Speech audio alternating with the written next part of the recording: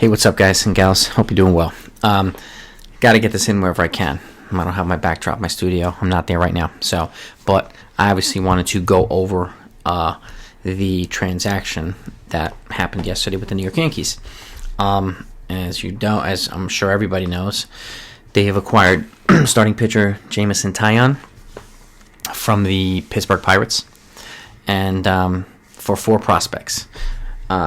Michael Escoto, who's an infielder, Roansy Contreras, who's a right-handed pitcher, Canaan Smith, who's an outfielder, and Miguel Yajuri, who was a promising pitcher, right-handed pitcher.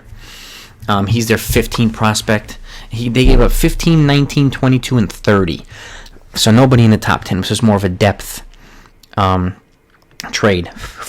There was no way that he was going to, Frazier or a top prospect was going to be traded for Taillon, who's coming off of his second Tommy John surgery. He's got a lot of promise, a lot of talent, but and a big arm, but the injuries have prevailed so far. So there was no way they were going to get a huge package for him.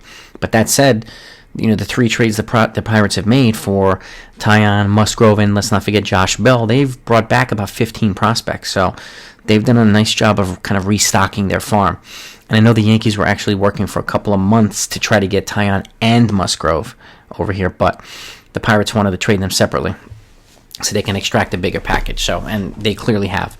So well done for them. What does this mean for the Yankees? Well, I think a couple things. Number one, that's the second starter that they brought in. Yes, both of them have been injury prone over the past year or two. But we know the promise, we know the experience of Gleyber, and they both have a clean bill of health right now. So it gives the rotation depth, but it's obviously not a Castillo or a Hendricks or somebody like that. But I think it does take them out of this was the only opportunity to get a starter and stay under the cap, a luxury tax threshold at this point. Before this trade, they were about between $6 and $7 million under. With his salary, it's about $2.5 million. They're about $4.5 million under. And I know that they're trying to move Adam Ottavino, who makes $9 million a year, but I have a feeling they'll probably have to eat about a third of it, probably $3 million. So they'd free up another $6 million. So they'd probably still have about $10 million. I've said this repeatedly. I would be all over Tommy La Stella. All over him, and he's a guy you can give a 2 or 3 year deal to, and even if there's an opt out after the second year or whatever after the first year, I would do it. But again, because he's a guy, he's perfect fit for the Yankees with his left-handed bat, plays multiple positions, has to play the outfield too. He can be a super utility guy. And I mentioned Jurickson Profar, but he re-signed with the Padres, and they're signing everybody. But he's the guy. He really is the guy. To me, he's an upgrade over all the backup infielders we have.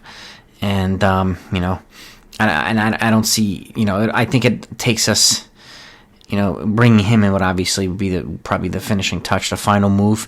And in which case, they probably would not bring in a reliever from the free agency. They'd let one of their young kids come up, and I've said this in previous videos, they do a better job at developing relief pitchers or power arms than they do starting pitchers, so I don't really see that being a problem. But if they did bring in somebody, they could probably get a Keone Keela or a Jake McGee, who would be a nice solid lefty, or even a Trevor Rosenthal, but I think Rosenthal will be more expensive. But that remains to be seen. So at the end of the day, I think they will move Ottavino to somewhere. They'll probably get $5 or $6 million back. So, and then we'll see what they do. They might keep that for the trade deadline or whatever. But nevertheless, they've kind of silently, just stealthily gotten a little bit better than they were last year. And the other teams have gotten worse. The Red Sox have added some pieces. Yes, so have the Blue Jays. But with that said, the Red Sox, Tampa's lost their 2 top starters, Snell and Morton.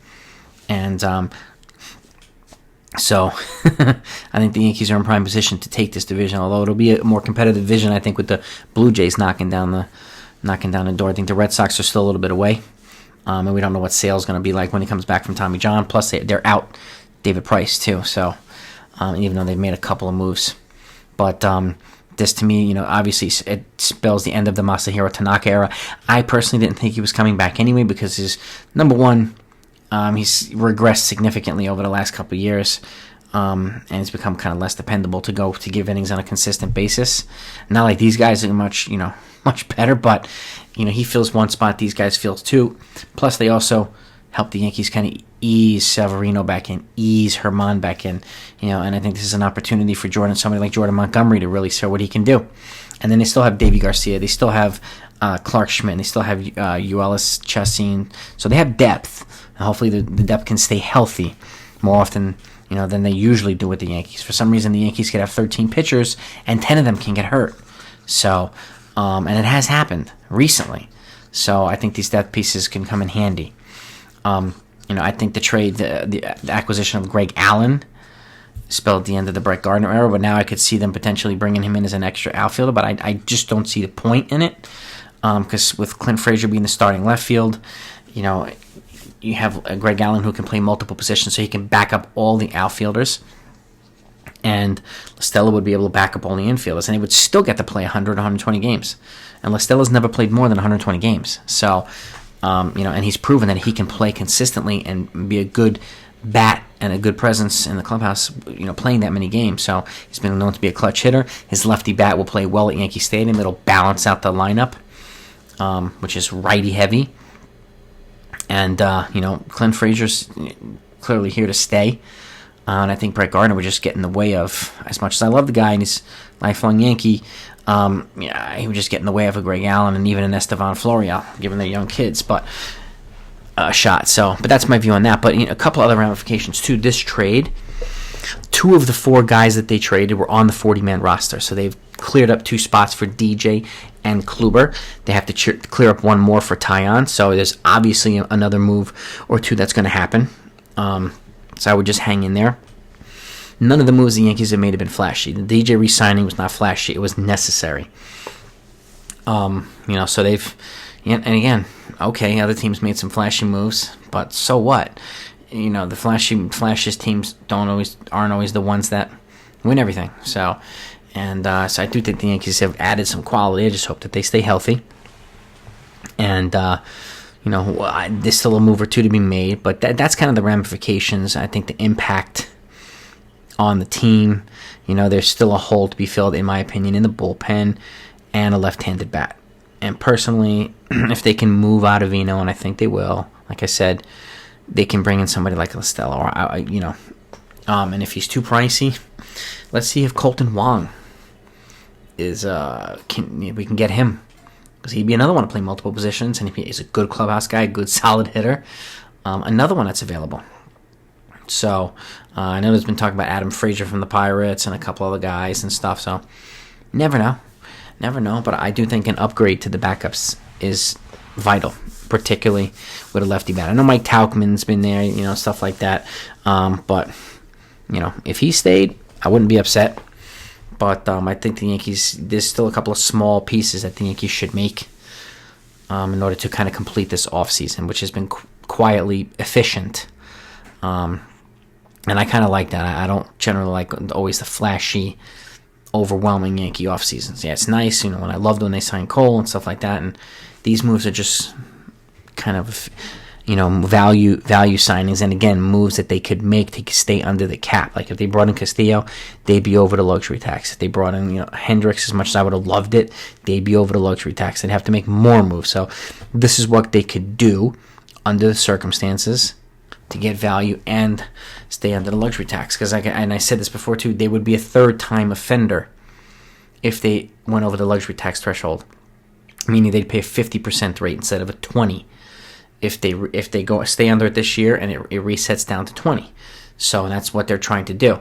They like to do that every couple of years and reset it. When they reset it, they were able to get Cole. So when they reset it, then that's when they'll spend. So I just try to keep that perspective too, and I know it's easier said than done. There's a lot of fans who it's unacceptable to fans, and I get it. But again, this is not our money; it's theirs, and yes, they're the richest franchise in baseball. I get that too, but they also pay out more luxury tax and more everything else than everybody else does as well. So, and they did lose hundreds of millions of dollars last year, just like a lot of other teams did. So I want to keep that in mind too. So, but Jameson Taillon, I'm relatively happy with it. I think that's what they could do at the time.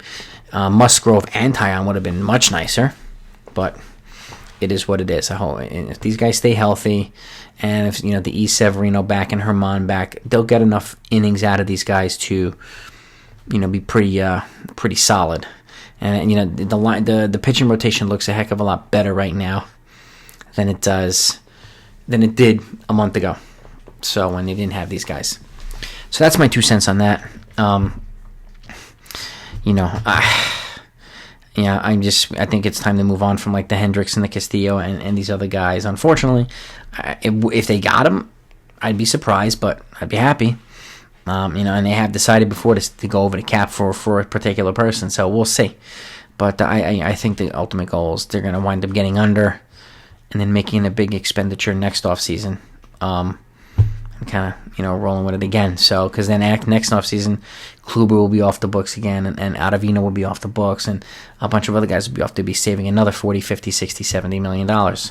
So, they'd be able to make some big expenditures. Particularly when if they decide on moving somebody like a Voit or somebody like that, then they have the opportunity to move DJ to first, Torres to second, bring in one of these star-studded shortstops, like a Corey Seager or somebody like that. Keep Gio a third, or who knows, do something like that, or bring in a shortstop and a third baseman and make Gio a super utility guy. Somebody made that comment on my most recent thread. It was a pretty intriguing proposal. I like him a third, but if he's athletic enough to play multiple positions on the cheap and allows him to bring in a stud in shortstop and third base and have the infield kind of locked up for a long time, okay, but we'll see what happens. I mean, next year's next year. But Taillon is here. In other news, Brad Hand has agreed to a contract with the Washington Nationals. I mentioned him as a reliever to come to the Yankees. He would have been a good option, but the Nationals scooped him up 1 year, $10.5 million. And Pablo Sandoval is going back to the Atlanta Braves for a 1-year deal as well. So those are the other baseball news that happened yesterday. So let me know what you think, whether you're happy or not with the trade, if there's any other moves you think they should make. And try to keep in mind the luxury tax threshold and any other moves that they can make. I mean, I think there's other plays they can move, but Ottavino seems to be the most realistic right now, and they're being most aggressive about it. So they might have to attach a nice prospect to it. I get it, to get a minimal prospect in return. But the key is to getting that cap money back, that payroll space back, so that they can use it towards a pace that they need. So that's that. Let me know what you think. Hit that like button. If you haven't subscribed yet, please subscribe to this channel. It really helps its growth and helps other people know that it's out there, that it exists. I want to make this into one of the best channels out there. I'm trying to get to 2,000 subscribers. I'm a little over 1,700, so your support's greatly appreciated. I'm trying to get there next month, so I appreciate your support either way. Newbies, people that have been with me since the beginning, are the best. And have a great week. Look out for the next video. It's coming. I got a bunch of good stuff coming. And I will be doing at some point in a couple weeks, I'll be doing my grades for everybody's offseason as well. Who got what, who got this, who won the offseason. I want to wait until the big fish are off the market before kind of jumping into that boat. So be well, everybody, and I'll talk to you next time.